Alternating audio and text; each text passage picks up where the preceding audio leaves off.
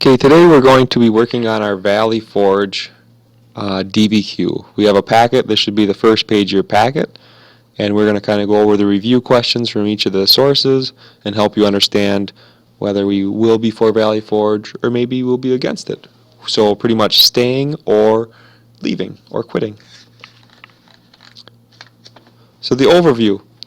In the winter of 1777 and 1778, George Washington commanded several thousand Patriot soldiers who spent the winter at Valley Forge, 18 miles outside of Philadelphia.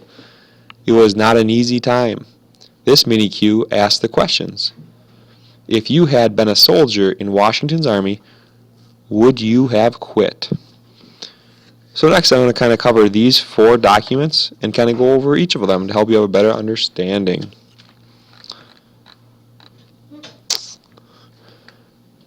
The historical setting. Place, Montgomery County, Pennsylvania. Date, mid-January 1778. The situation. Your name is Levi Zend. Most folks call you Uncle Levi. You are a prosperous third-generation Pennsylvania Dutch farmer with foodstuffs to sell. In September, the British Army under William Howe occupied nearby Philadelphia and set up comfortable quarters for the winter. Last month, the American Continental Army under George Washington made it rough winter camp at Valley Forge, just a few miles west of your farm. You are a Quaker and hate war, but business is business. Last week, you sent your nephew to both camps to get prices offered by the 2 armies. Your nephews returned with the price list. Here's the price list they came back for Uncle Levi's farm last Friday. So this is the Continental Army list right here. So by the Army at Valley Forge. So if you sold 1 pound of butter, you'd get 3 shillings. If you sold to the British, you would get 7. If you'd sell potatoes 1 bushel, you'd get 10 shillings by the Army at Valley Forge and 16 shillings at the British Army. And veal 1 pound, 1 shilling versus 4. Now we're going to start answering some of these questions. First question, number 1. To which army are you going to sell your foodstuff to and why? Well, if I had to sell, I would sell to the British because they would pay more. As you see, the butter they pay 4 shillings more, the potatoes they pay 16, and the veal they pay 4. So the next question is number 2. If most of your neighbors do as you do, what impact will it have on the American Army at Valley Forge? Valley Forge would run out of supplies and the British would have all of them since they are paying more. So if all the neighbors sell to the British Army, what's going to happen is the Valley Forge is going to run out of food supply. Because as any good business person, they're going to sell to the person who is offering more money. So as a farmer, if you can make more, you're going to sell to the British. And that really hurt the Army at Valley Forge. Next, we're going to do the reading here on Valley Forge. Would you have quit? Follow, we're going to start right here, read down the left side and then the right side. The first 2 years of the American Revolution had not gone well for the Continental Army. Since the summer of 1775, when he had been taken command, George Washington and his troops had withdrawn from Boston and retreated from New York City. Most recently, in October 1777, he had been unable to stop the British when General Howe marched his army to the national capital of Philadelphia. True, there had been victory at Trenton and a success at Princeton, but on the whole, Washington's army had seen hard times. Not surprisingly, Washington was having trouble keeping his soldiers in the army. Some of his men had signed on for 1 or 2 years. However, the most frequent time of enlistment was 9 months. We're going to continue on right here. 9-month men were going home and not returning. Others simply deserted. To make matters worse, Washington's own position was uncertain. Some members of Congress did not trust him. To them, the general from Virginia seemed to be leading a grand retreat. Like much of America, Philadelphia was divided over the war. Some Philadelphians even welcomed the British. A few young women developed scarlet fever. a fascination with British soldiers and their bright red coats. Washington's own chief of engineers wrote that there is 100 times more enthusiasm for this revolution.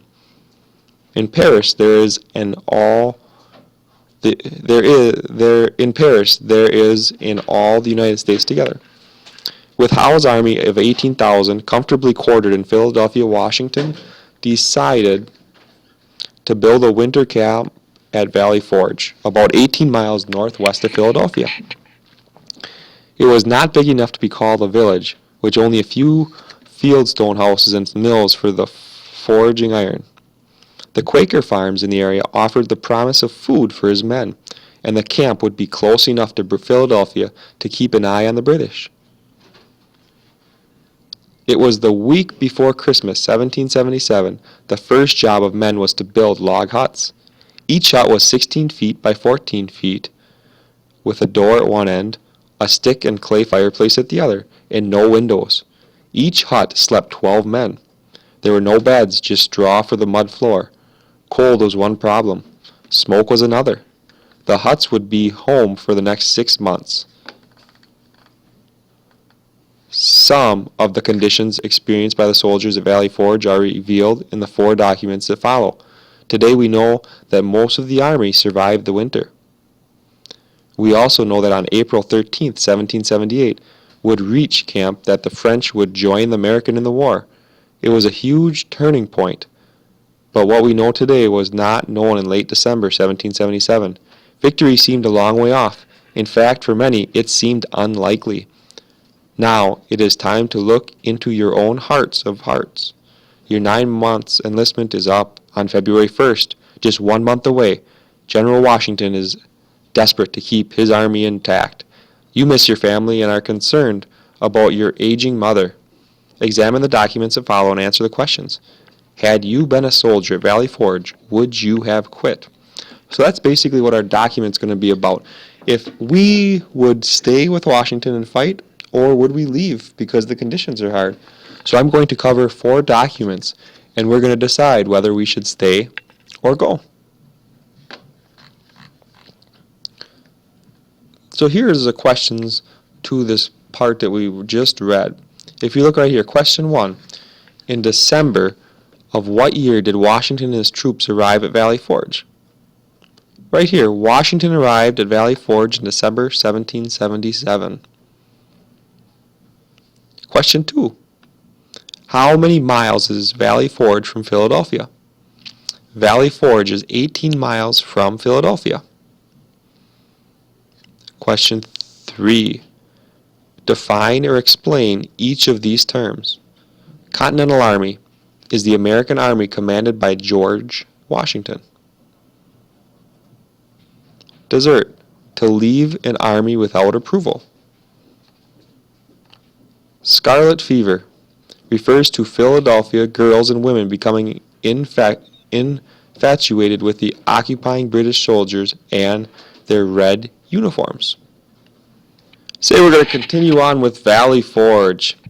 Valley Forge is a tiny village in a farm near Philadelphia where Washington set up winter camp in 1777 through 1778. Some of you are wondering what a Quaker was. A Quaker is a religious group that is against war. Many Quakers, though not all, regarded themselves as Christian. And huts, term used to describe the crude cabins built by the Revolutionary War soldiers. Remember, these were those 16 foot by 14 foot with poor ventilation. They had a door on one side, a chimney on the other, and then no windows for ventilation. And the last one, number 4. What is the main idea of the quotation by Washington's chief of engineers? The main idea is that many Americans did not seem to support the revolution against England. It was more popular in France. Now let's start looking at understanding the question and pre-bucketing. So find your page that says Understanding and Questioning Pre-Bucketing. This will be the first question. What is the analytical question asked by this mini-Q? So basically this one says, would you have quit? So either you got a couple options. You can either stay with George Washington and fight, or you're going to go home to your family. Those are the 2 options. So would you have quit? Question number 2. In this mini-Q, what is the meaning of the word quit? Well, in this example, the word quit would mean not to re-enlist. So you're quitting the Army. You're not re-enlisting. Question 3. Restate the question so that your interpretation of the word quit is clearly understood. You could do something like this. Would you have gone home or not re-enlisted? Kind of like what I covered in number 1. So either you're staying to fight or you're going home to your family and not re-enlisting. Pre-bucketing. Directions. Use any clues from the mini-Q questions and the document titles on the cover page. Guess the analytical categories and label the buckets. So the first bucket, you're going to have reasons to quit. The next bucket is reasons to stay or re-enlist. And then you can have reason 1, reason 2, reason 3, why you're going to stay or go home.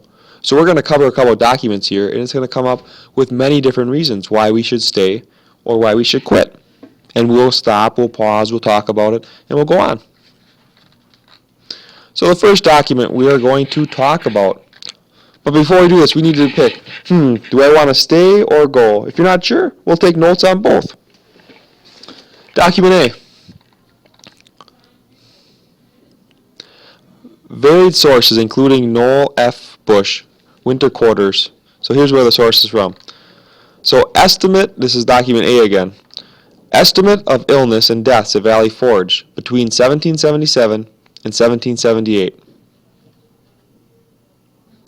Next one is total soldiers at Valley Forge. Estimates, December 1778, 12,000, February 1778. So in 2 months, they lost 4,000 people. So that could be a reason to leave. Illness estimates during the...